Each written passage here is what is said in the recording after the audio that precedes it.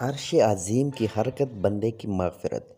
हज़रत अबू हुरैरा रज़ियल्लाहु अन्हु से मरवी है कि आप सल्लल्लाहु अलैहि वसल्लम ने फ़रमाया, अल्लाह ताला के लिए अर्श के सामने एक नूर का सतून है।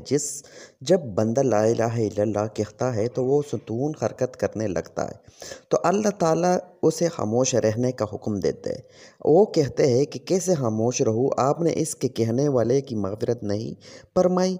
चुनांचे अल्लाह ताला कहते हैं कि मैंने मग़फ़िरत कर दी है, तब वो खामोश हो जाता है। हदीस पाक में इस ज़िक्र की बड़ी फ़जीलत और अहमियत व ताकीद है, इसलिए सुबह व शाम 100 मरतबा दरूद पाक का मामूल बनाया जाए। बेहतर यह है कि सुबह व शाम किसी नमाज के बाद इसका मामूल बनाया जाए। जनाब, ये शॉर्टकट वीडियो थी। हमारे वीडियो को लाइक करें, शेयर करें, कमेंट करना ना भूलें। इंशाअल्लाह नेक्स्ट वीडियो में मुलाकात होगी। तब तक के लिए रखेगा अपना और अपने प्यारों का बेतहाशा